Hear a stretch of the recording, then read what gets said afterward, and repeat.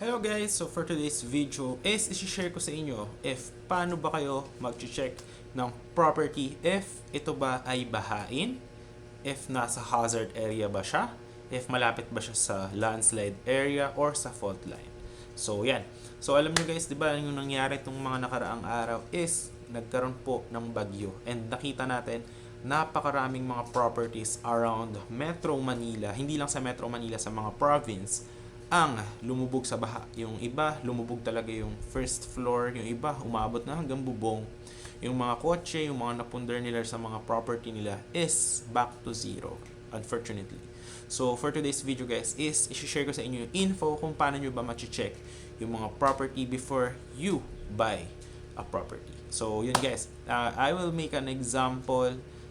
Siguro, kasi since I am living here in Cavite, is papakita ko sa inyo sa Cavite kung ano ba yung mga property na safe from the flood area, hindi siya bahain, safe sa mga fault line, and sa hazard area like mga landslide, ayan.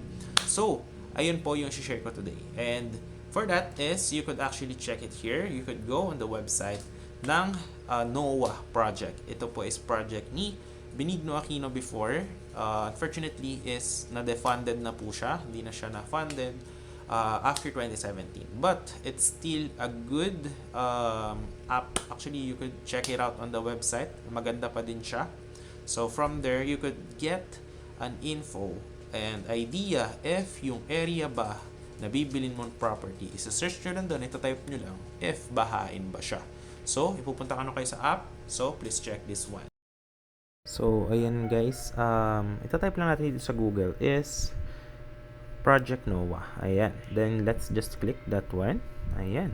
So, makikita nyo na dito. May iba-iba actually itong location. But, since I am living here on Cavite, is ito-type ko dito is Cavite. Ayan. So, search lang natin dito. Alright. Ayan. So, wait lang natin. Ayan. So, makikita nyo na dyan. Ayan, lumabas is Imus, no? So, ayan. Pag zoom out nyo siya, oops, just a moment. Teka lang, nagloko. Alright, so type nyo lang dito Cavite. Ayan. Okay, ayan.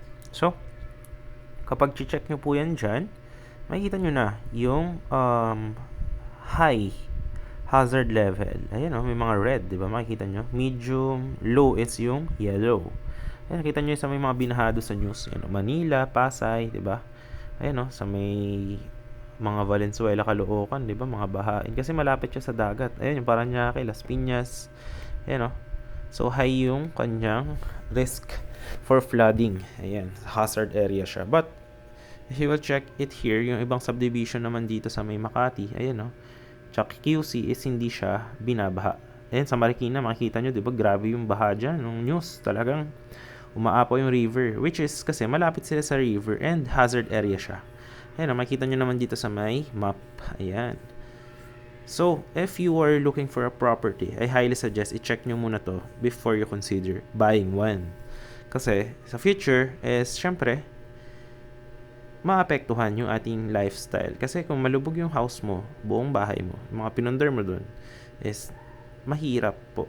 Ayan, nakita nyo dito sa may Bacoor, di ba? Bahain din dyan. Nakita nyo naman sa news niya, di ba?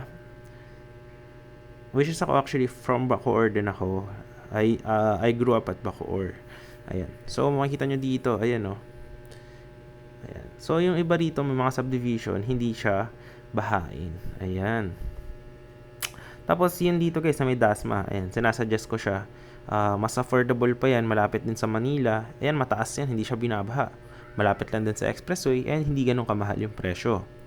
Dito sa may Gentry, makikita nyo, nagbabaha din dyan. Pero yung mga subdivision like mga Lancaster, hindi. Pero sa 13, ma-advise ko siya, mura pa siya actually. And mataas din, hindi siya binabaha. But, if you are looking for a property na malamig, I highly suggest dito sa may Tagaytay. Ayan. But, medyo mahal nga lang. No? Hindi talaga binabaha dyan. And, cold yung weather vibes. So, nakita nyo naman, diba? Wala siyang flooding na hazard. Yan. So, maganda actually. Yan. Yung nakita nyo na red na yan is pababayan. Bundok na kasi yan dyan. Papunta na yun sa may Lawa.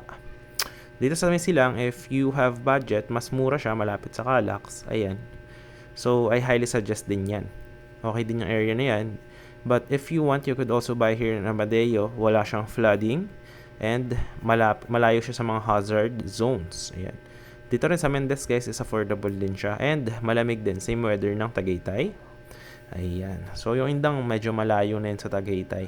So yun lang maganda sa may Silang Mendez, Amadeo, tsaka dyan sa may Tagaytay mismo. So mga Metro Tagaytay. Ayan, yung mga pula na yan, sample yan is river yan. Ayan o, nakita nyo. Iba dyan, creek. So okay lang naman bumili dyan sa mga tabi niyan. Basta meron kang legal easement. Kasi pagka mga mataas na lugar, hindi naman babahain yan. Tsaka yung sa landslide naman, hindi naman like malambot yung lupa dyan sa mga area na yan. So matigas po yung lupa dyan. So yun lang naman yung aking sharing for today. Hope nakatulong ako. Check nyo lang dito yung area nyo. Kung saan nyo balak bumili, makita nyo naman dyan. Yan yung mga hazard level. So that's one thing na hope nakatulong ako sa inyo, no? If you will be checking out some properties.